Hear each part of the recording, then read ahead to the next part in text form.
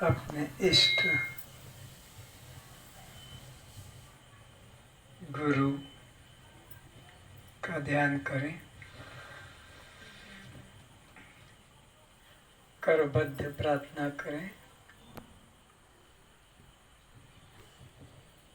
त्वमेव माता च पिता त्वमेव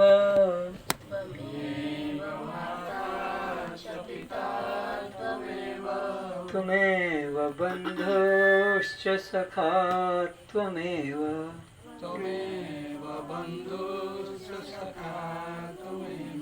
त्वमेव विद्या द्रविणं त्वमेव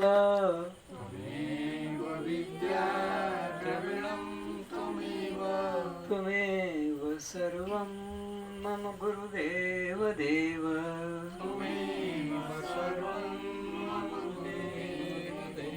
त्वमेव सर्वं मम गुरुदेव देव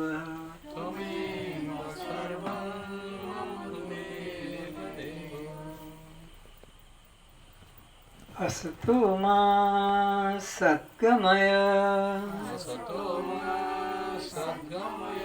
तमसो मा ज्योतिर्गमय मृत्युर्मामृतं गमय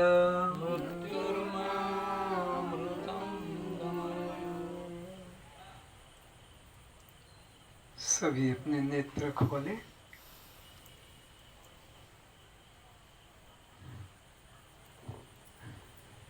सत्संग चर्चा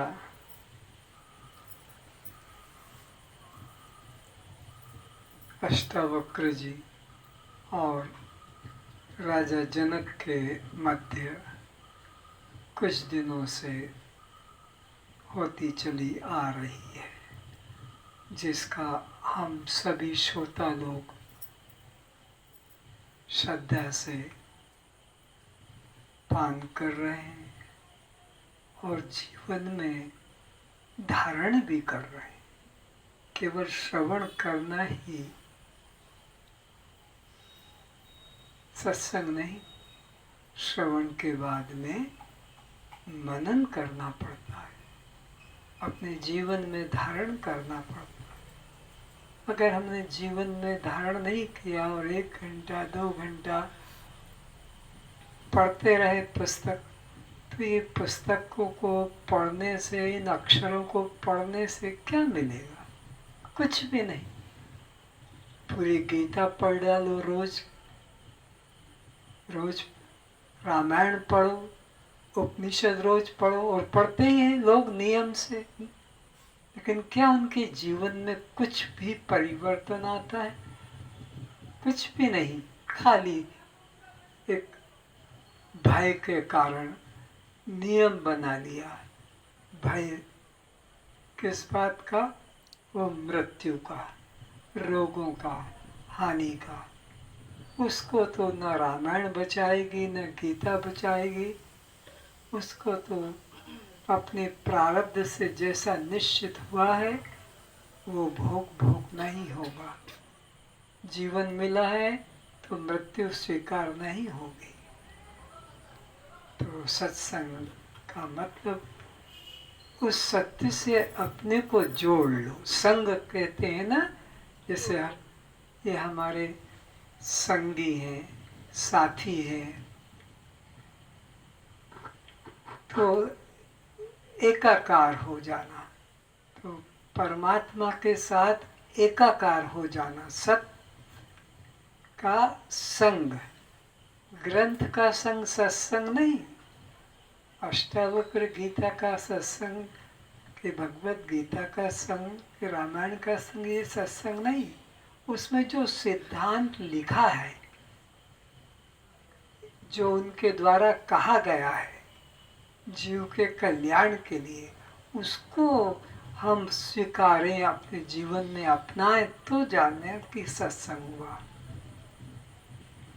अगर एक भी बात हमने स्वीकार नहीं की और पूरी अष्टावक्र गीता, पूरे उपनिषद, भागवत सब पढ़ डाले, कुछ भी लाभ, कुछ कुछ भी लाभ नहीं, कोई पुण्य का भी संबंध नहीं।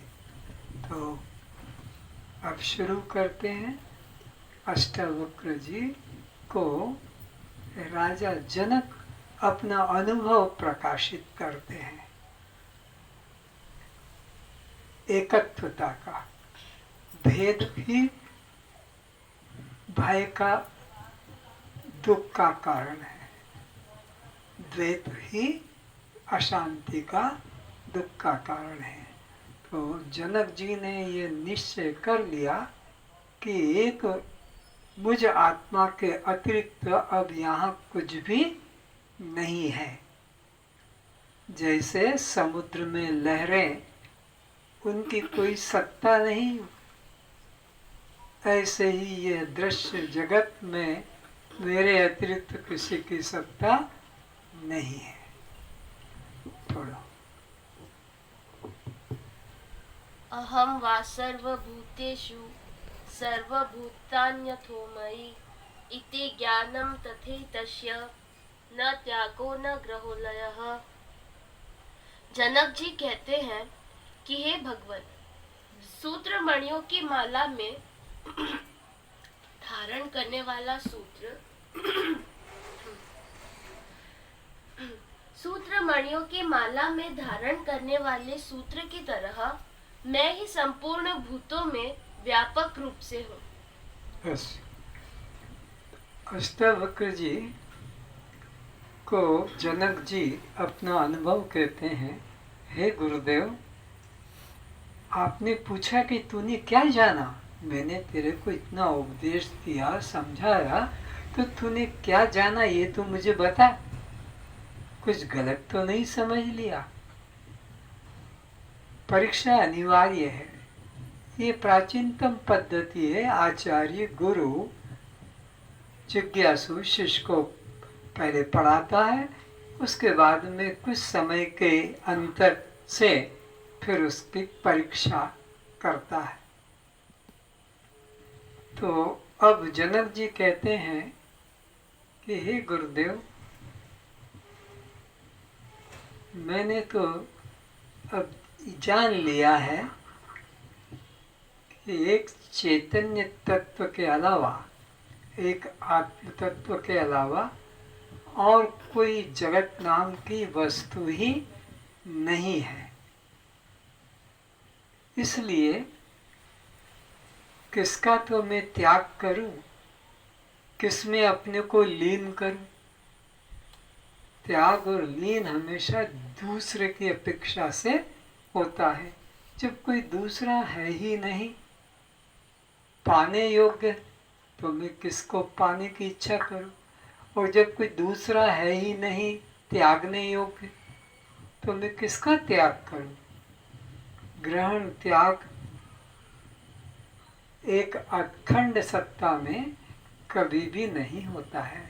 परिच्छिन्न पदार्थ का ही ग्रहण और परिच्छिन्न का ही त्याग होता है।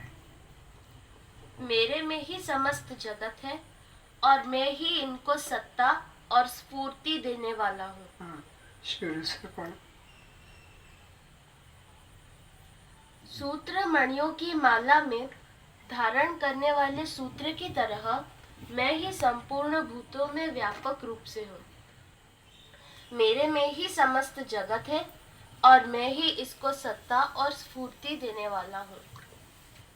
तो जनक जी कह रहे हैं दृष्टांत के द्वारा कि हे गुरुदेव, जैसे पुष्पमाला में या मणिमाला में,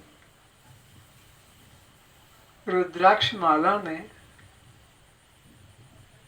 सूत्र ही विभिन्न पुष्पों को, मणियों को या रुद्राक्षों को धारण करता है। अगर वो धारण न करे सूत्र, तो सब पुष्प, सब मणियां, सब मण के रुद्राक्ष बिखर जाते हैं। तो ये सारे संसार को मैंने ही धारण किया है।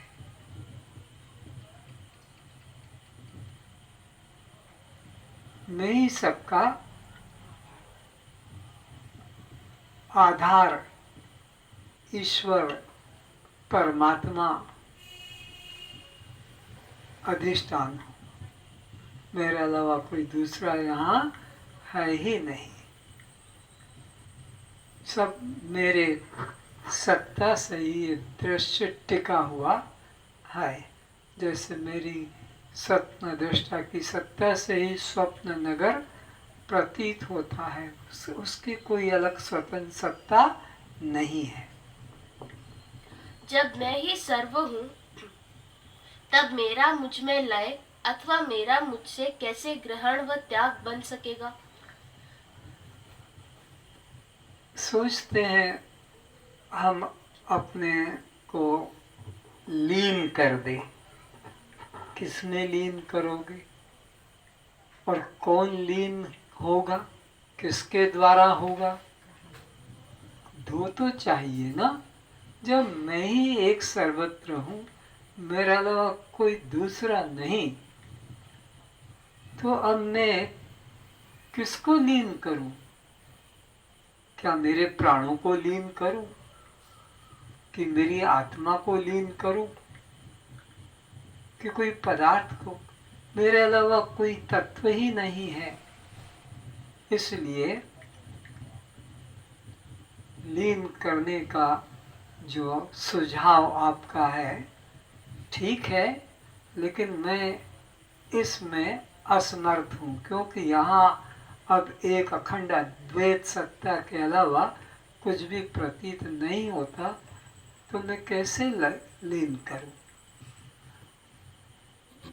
हे गुरु, यह जगत के संबंध में मैं यही अंतिम निष्कर्ष पर आया हूँ कि यह जगत मुझ में और मैं जगत में कपड़े में ताना बाना की तरह। तो इस जगत के संबंध में हे गुरुदेव, जनक जी कहते हैं कि मैं ये निश्चय को आया हूँ, जैसे कपड़ा बिना जाता है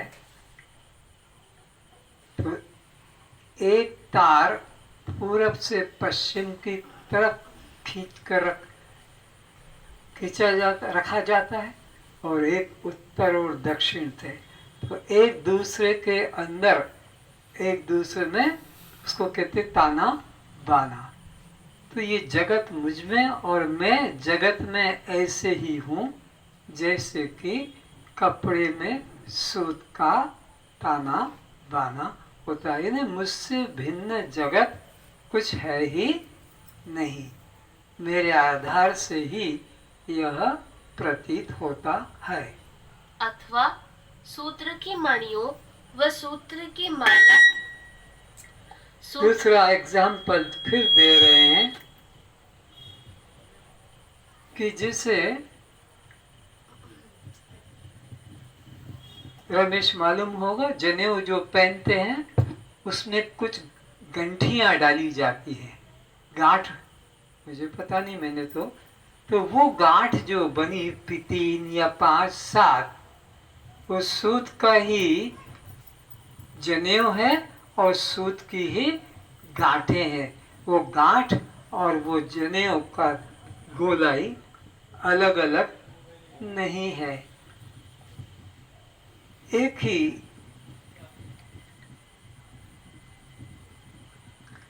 कपड़े को हम विभिन्न नाम दे देते हैं उपयोग की दृष्टि से, पर वो शर्ट या पैंट या धोती या रुमाल की चादर, वो एक सूत से भिन्न नहीं है। तो इसी प्रकार यहाँ जो भी प्रतीत हो रहा है, यह कैसा है? जैसे कि मणिमाला में मण के सूत की ही माला में सूत के ही गंठी लगाकर गिन दिया, 108 की यह माला है। 108 या 9 या 11 गांठें लगा दी और हाथ में रख लिया। अब वो माला चला रहे हैं, एक एक मणकों को घुमा रहे हैं। ओम नमो भगवते वासुदेवाय, एक मणका हटा, ओम नमो भगवते वासुदेवाय, ओम नमो भगवते वासुदेवाय। अभी 3 हुए हैं। तो ये मणके जो गिन रहे हैं ये सूत से अलग, सूत से ही वो माला बनी, सूत के ही मणके।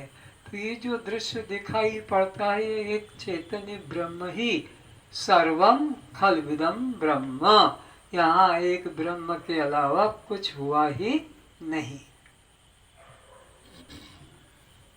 अथवा कपड़े से कपड़ों की गठरी भिन्न नहीं होती। कभी कभी देखा होगा आपके घर धोबी आता है, कपड़े धुलाते हैं लोग, तो वो सारे घर के लोग अपना अपना कपड़ा दे देते हैं, ढेर हो जाता है 21 कपड़े।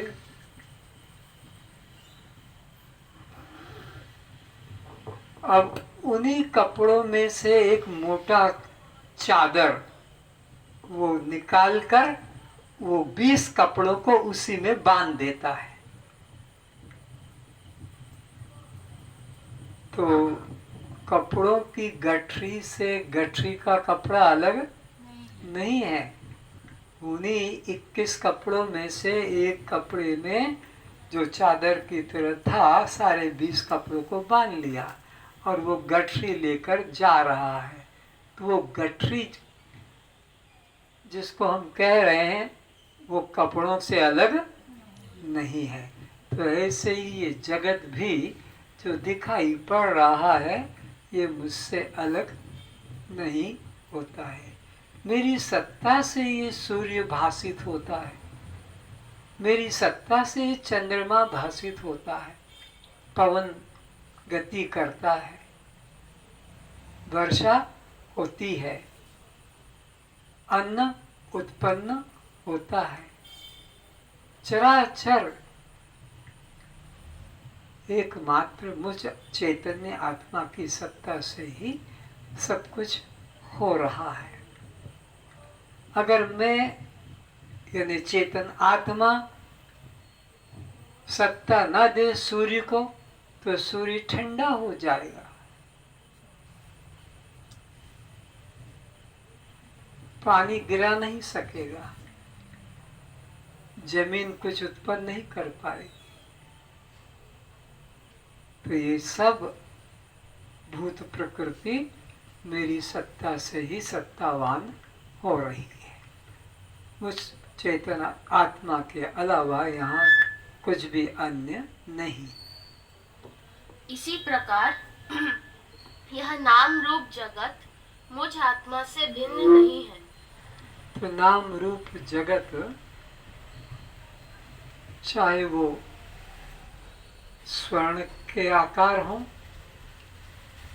पीतल के, लोहे के, लकड़ी के, मिट्टी के, किसी के भी विभिन्न आकार हो, लेकिन उन सब आकारों का जो उपादान कारण है वो तो एक ही है। मिट्टी से अनेकों आकार बना दिए जाए, चाहे गणेश हो कि सरस्वती हो, राम हो कि हनुमान हो, ईंट हो कि तुम्हारा गमला हो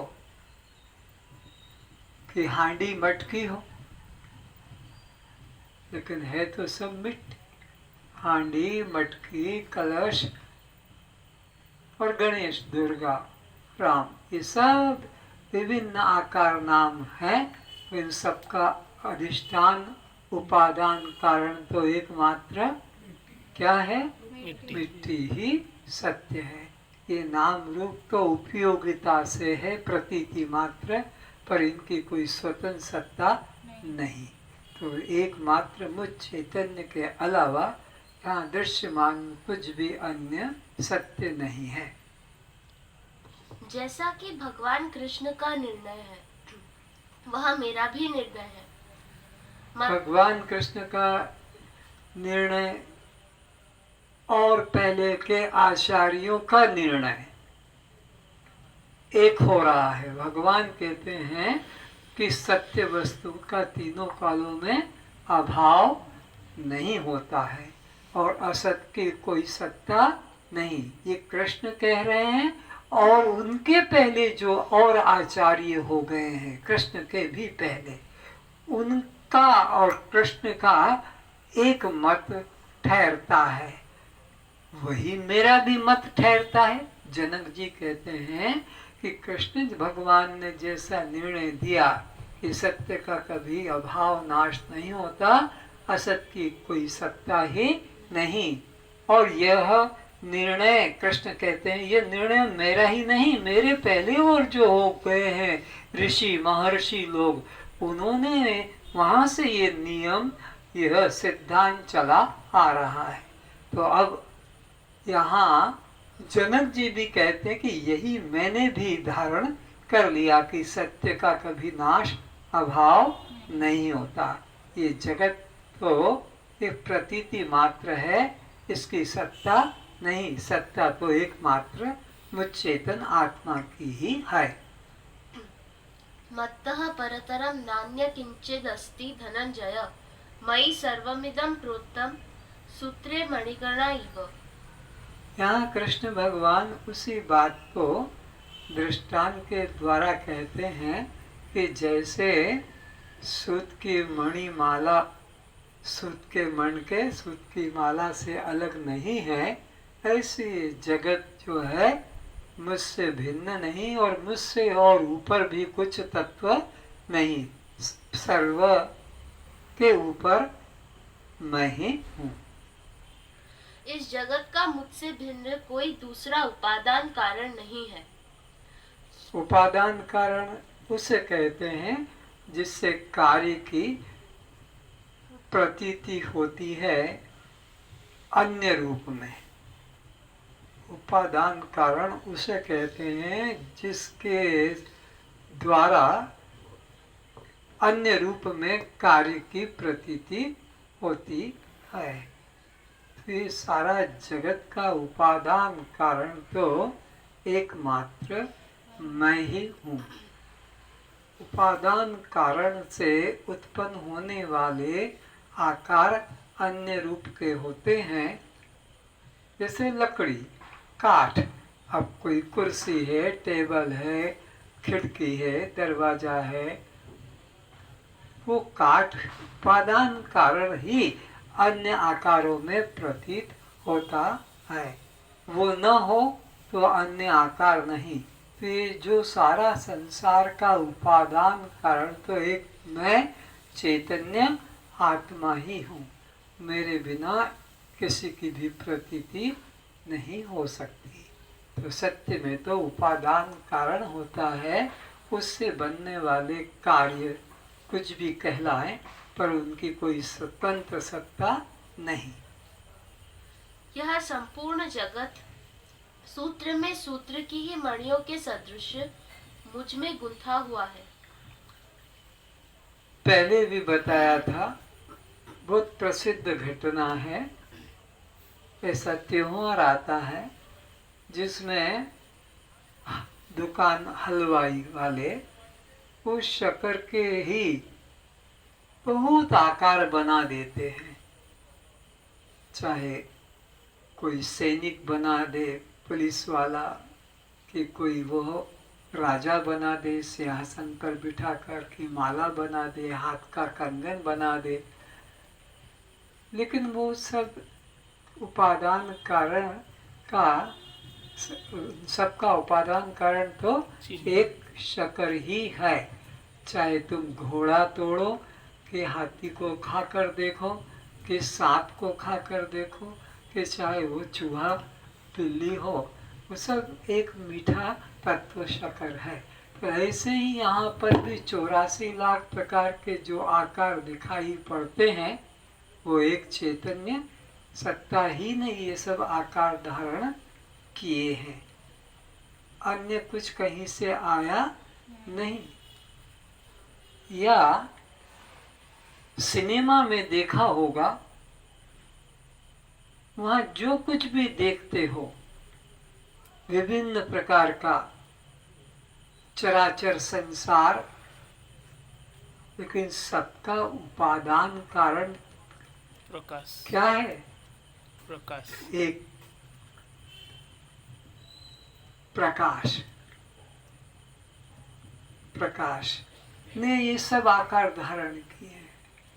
जो भी सिनेमा में चराचर जड़ चेतन, और यहाँ तक कि जो अंधेरा, पिक्चर हॉल में अंधेरा नहीं होगा तो पिक्चर नहीं देख पाएंगे, तो वो अंधेरा भी प्रकाश ने ही धारण किया है। उस प्रकाश के बिना उस सिनेमा में, उस पिक्चर में कुछ भी सत्यता नहीं। तो इसी प्रकार इस दृश्यमान जगत में मुझ आत्मा के अलावा किसी अन्य की सत्ता नहीं है। मैं सब भूतों के हृदय में सबकी आत्मा रूप से विद्यमान हूँ। ऐसा भी स्पष्ट कह दिया कि मैं कहीं मंदिर में बैठा हुआ नहीं हूँ कि पुजारी मुझे रोज ताले में बंद कर जाए, सुबह आकर मेरे को नहला दे धुला दे। मैं कोई ऐसे अपाहिज व्यक्ति साकार नहीं हूँ, बल्कि मैं तो सबके हृदय मंदिर में ही विद्यमान हूँ, आत्मा रूप से। और मेरी सत्ता से ही ये मृत शरीर, जड़ शरीर, अनात्म शरीर चेतन की तरह काम कर रहा है और प्रिय भी लग रहा है मेरी वजह से। अगर मैं न रहूं तो न बाप बेटे के पास बैठेगा, न पति पत्नी के पास, या पत्नी पति के पास, कोई किसी के पास छुएगा भी नहीं, स्पर्श भी नहीं करेगा। तो मैं ही सब प्राणियों के हृदय मंदिर में ईश्वर सर्वभूतानां हृदयेषु अर्जुन तिष्ठति। और यहाँ तक कि श्रद्धा तो जब भी प्रसाद लेती है तो उसी को ही अर्पित करती है। बोल के बताओ। अहम विश्वानरो भूत्वा प्राणिनां देहमाश्रितः प्राणपान समान युक्त पचामन्यम चतुर्विधम। मैं ब्रह्म वैश्वानर अग्नि बन के सभी प्राणियों के देह में स्थित प्राण अपान से युक्त 4 प्रकार के अन्नों को पचाता हूँ। कितना स्पष्ट कर दिया कि वो ही तुम्हारे पानी को भी पचाता है, भोजन को भी वही लेता है। 4 प्रकार के अन्न, चबाने वाला, चाटने वाला, पीने वाला और चूसने वाला। तो आप जितने भी हैं, सुन रहे हैं, जहाँ तक कोई भी चीज ग्रहण करो तो परमात्मा ही तो उसको स्वीकार करेगा, नहीं तो मुर्दे के मुख में कुछ डाल दो। एक मुर्दा स्त्री को खाने को दे दो, उसके स्तनों में दूध आएगा, उसका रक्त बनेगा, उसका मल बनेगा, मूत्र बनेगा। क्यों आपके अंदर ये सब परिवर्तन हो जाता है? क्योंकि चेतन विद्यमान है। तो जब भी आप कुछ खाते हो, बिना उसके स्मरण के मुख में मत डालना। आज से नियम करो, कुछ भी लेते हो तो उसी का स्मरण करो कि वही तो है, वही तो है, वही तो है। या दोस्ती हो गई तो तू ही तो है, तू ही तो है, तू ही तो है। ऐसे उससे बातें भी करके लो। ऐसे ही मुर्दे को मत दे दो। मुर्दे को अगर चेतन का विचार नहीं आया तो फिर मुर्दा। तो इस प्रकार से वह ही सबके हृदय मंदिर में बैठा है और आपके सभी क्रियाओं को करता है। उसके बिना कोई भी क्रिया संभव नहीं। मैं सब भूतों के आदि, मध्य एवं अंत में भी हूँ। वो ऐसा एक अनिवार्य तत्व है जिसके बिना न कार्य का आदि प्रारंभ है, न कार्य की स्थिति है, न कार्य का नाश है। उत्पत्ति, स्थिति और लय तीनों उसी के द्वारा हो रहे हैं। आदि में भी वही है, मध्य में भी वही है और अंत में भी वही है। जीवन के पहले भी वही है, जीवन में भी वही है और इसकी जीवन की मृत्यु के बाद भी वही शेष रहता है। आदि, मध्य और अंत में उसके बिना कोई स्थिति ही नहीं। प्रत्येक नाम रूप पदार्थ के आदि, मध्य और अंत में जो सत्ता एक रस रहती है वह सत्य है। उसी को अधिष्ठान कहते हैं, उसी को उपादान कारण भी कहते हैं, जो प्रारंभ में भी, मध्य में भी, अंत में भी एक जैसा बना रहता है। अलंकार बनने के पहले भी स्वर्ण है, अलंकार बन गए तब भी वो स्वर्ण है, और अलंकार टूट जाए या गला दिए जाए तो भी वह सत्य ही रहता है। जो तीनों कालों में बना रहता है उसे ही सत्य कहते हैं, और वही उपादान कारण होता है। उपादान कारण के बिना कोई कार्य का प्रारंभ नहीं, किसी का मध्य नहीं और किसी का अंत नहीं है। तो ये जगत का प्रारंभ भी वही है, जगत के मध्य में भी वही है और जगत के प्रलय होने पर भी वह ही है। सर्वव्यापी अनंत चेतन में एक ही भाव से स्थिति रूप योग से युक्त आत्मा वाला तथा सब में समभाव से देखने वाला योगी आत्मा को सब भूतों में स्थित और संपूर्ण भूतों को आत्मा में कल्पित देखता है। थोड़ा थोड़ा पढ़ेंगे। तो जिसने इस आत्म तत्व को अनुभव कर लिया है कि यहाँ एक आत्मा के अलावा कोई दूसरा तत्व नहीं है, उसकी स्थिति कैसे होती है? योग से युक्त आत्मा वाला तथा सब में समभाव देखने वाला, एकता रखने वाला, सब में समान भाव रखने वाला, विद्या विनय संपन्ने ब्राह्मणे गवि हस्तिने सुने चुपाके च पंडित समदर्शिना। जिसने परमात्मा के साथ एकत्वता का अनुभव कर लिया है, अब परमात्मा से वो अलग नहीं और परमात्मा से अपने को अलग देखता नहीं, उसकी दृष्टि में फिर वो ब्राह्मण हो कि चांडाल हो, हाथी हो कि कुत्ता हो, गाय हो कि सर्प हो, सब में एकता को देखता है।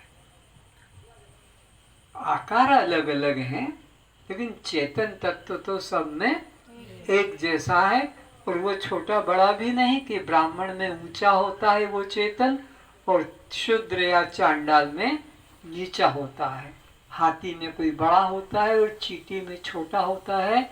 ऐसा कभी भी विचार मत करना।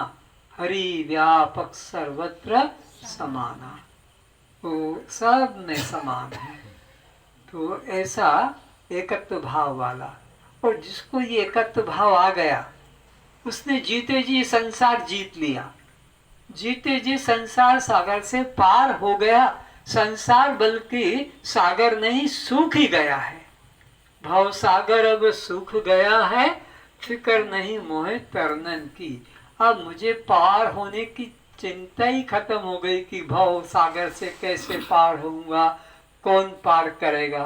अरे मेरे को तो गुरुदेव ने सागर ही सुखा दिया, तो पार करने की बात ही खत्म हो गई। एक ब्रह्म के अलावा अब दूसरा कुछ भी नहीं दिखाई पड़ता।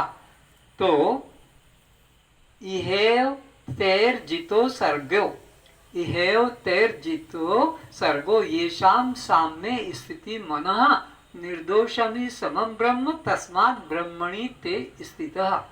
जिसने सब में एकता का भाव जगा लिया उसने जीते जी संसार सागर को जीत लिया, पार हो गया। क्योंकि यही बात परमात्मा में है, वो भी सब में एकता की बात रखता है, भेद नहीं। और इस ज्ञानी ने भी तो परमात्मा और आत्मा, जीवात्मा दोनों का एक मनोभाव हो गया। इन्हें ज्ञानी परमात्मा की तरह सब में समता भाव रखता है, इसलिए वह जीते जी मुक्त हो गया है। सब में संभाव देखने वाला योगी आत्मा को सब भूतों में स्थित और संपूर्ण भूतों को आत्मा में कल्पित देखता है। तो संपूर्ण भूतों को आत्मा से भिन्न नहीं और उनको कल्पित देखता है। ये जो भी आकार दिखते हैं, चूड़ी, चेन, अंगूठी, ये कोई वस्तु नहीं है, ये कल्पित है। वस्तु तो केवल स्वर्ण है। तो ये सारा संसार तो ये आत्मा में कल्पित हुआ है। आत्मा में ये कुछ भी नहीं है, सोने में कुछ भी नहीं है, सोने को ही ये कल्पित करके पुकारा गया है। जो पुरुष संपूर्ण भूतों में सबके आत्म रूप मुझ वासुदेव को ही मैं रूप से व्यापक देखता है। कैसे देखता है? वो संपूर्ण भूतों में मैं चेतन रूप से ही व्यापक देखता है। एक चेतन को ही सब में देखता है। वो सचमुच में ज्ञानी है और उसने ब्रह्मता का अनुभव कर लिया है। अब उसको कुछ पाना, करना, जानना बाकी नहीं है। और संपूर्ण भूतों को मुझ वासुदेव के अंतर्गत कल्पित देखता है। उसके लिए मैं अदृश्य नहीं होता।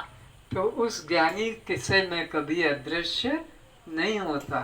किस ज्ञानी से? जो सब में एक मुझको ही देखता है, तो अब अदृश्य कैसे रह सकूंगा? वो तो सब में मुझे ही देख रहा है, तो मैं उसको देख रहा हूँ और वो मुझसे भिन्न नहीं है। जनक जी कह रहे हैं कि मैं ही वास्तव में सब भूतों में हूँ। तो ये कौन अनुभव बता रहा है? जनक जी। किसको बता रहे हैं? अष्टावक्र अष्टावक्र जी को। क्यों बता रहे हैं? कि अष्टावक्र जी ने पूछा कि बता तूने क्या जाना। जैसे भगवान कृष्ण ने अर्जुन को गीता सुना दी और सुनाने के बाद में पूछते हैं कि अर्जुन तूने क्या समझा है, मुझे बता। तब वो अर्जुन अपना अनुभव बताता है। इसी प्रकार जनक जी अपना अनुभव बता रहे हैं। क्या बता रहे हैं अपना अनुभव? मैं ही वास्तव में सब भूतों में हूँ। ये अनुभव बता रहे हैं कि आपने जो उपदेश किया मुझे, तो मुझे पता लगा कि अब मेरे अलावा यहाँ कोई अन्य वस्तु, मैं ही सब रूपों में विद्यमान हूँ। अर्थात सब जीवों को मैं ही सत्ता स्फूर्ति अर्थात चेतना प्रदान करता हूँ। जैसे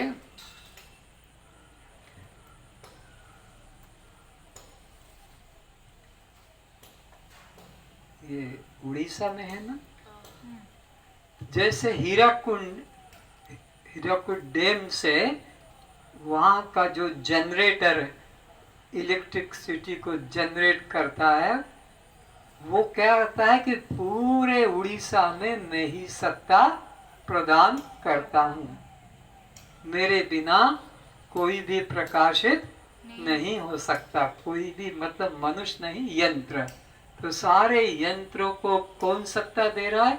वो हीराकुद डैम से जो बांध के नीचे 300 फुट नीचे टरबाइन। जो इलेक्ट्रिक जनरेट हो रही है टरबाइन के द्वारा।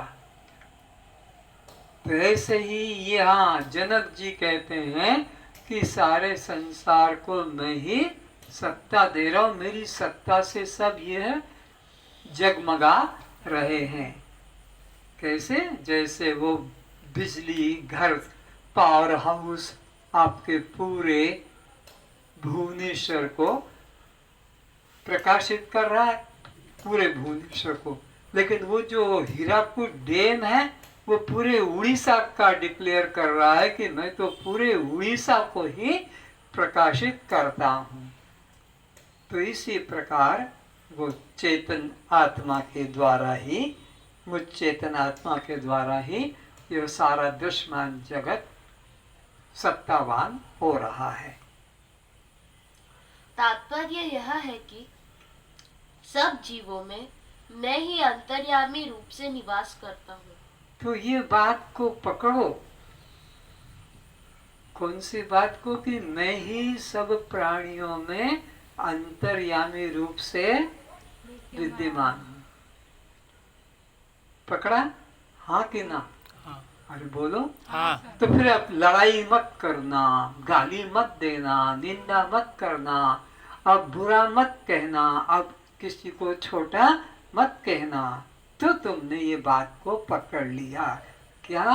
कि एक ही परमात्मा अंतर्यामी रूप से सब प्राणियों में क्या है?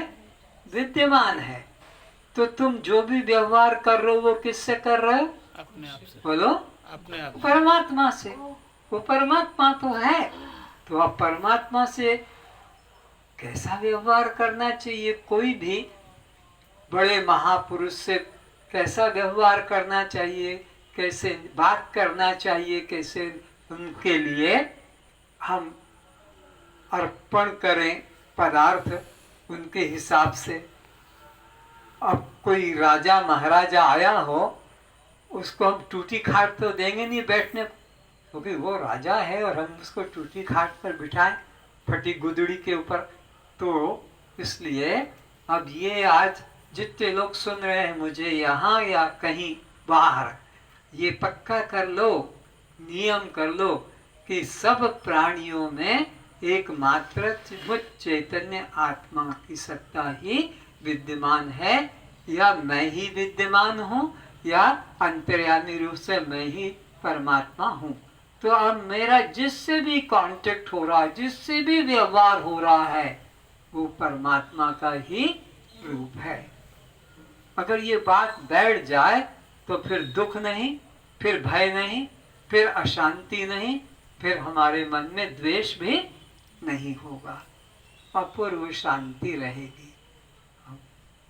जैसे घर के हम लोगों से मिलते हैं, बहन बहन से, भाई भाई से, बाप बेटे से, आत्मीयता, ऐसे ही सब के प्रति हमारा यही भाव रहेगा कि मैं ही तो हूँ, मैं ही तो हूँ, मैं ही तो हूँ, मैं ही तो हूँ।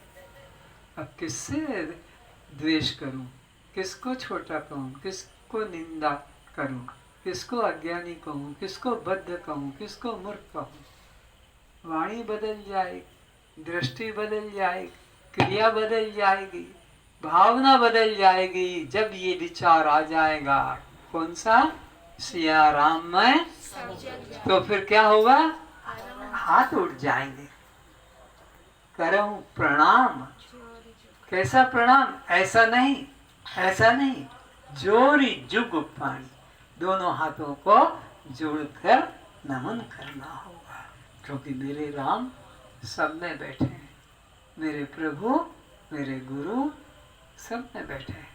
तो मैं उन्हीं को तो देख रहा हूँ, उन्हीं को तो प्रणाम कर रहा हूँ। पति भी प्रणाम करे पत्नी को, क्या जानकर मेरे प्रभु इसी में बैठे हैं। पत्नी भी प्रणाम करे पति को कि मेरे प्रभु इसमें बैठे हुए हैं। बाप भी प्रणाम करे बेटे को, बेटा भी प्रणाम करे बाप को कि मेरे प्रभु इसमें बैठे हैं। ब्रह्म ज्ञानी होने का मतलब ये नहीं कि अब हम अकड़ के बैठ जाएं कि मैं कोई क्यों समझता नहीं, कि इतने सरल हो जाओ कि सब में मिल जाओ, सब में मिल जाओ, इतने सरल हो जाओ, ऐसे अकड़ मत जाओ कि सबसे अलग हो जाओ। तो जानना कि हमने ब्रह्मता पाई है। तो पिता पुत्र को, पुत्र पिता को, भाई भाई को, सब में एकत्व भाव रखो। कितना आनंद है, एकत्व में ही आनंद है, एकत्व में ही शांति है। संपूर्ण हाँ ठीक।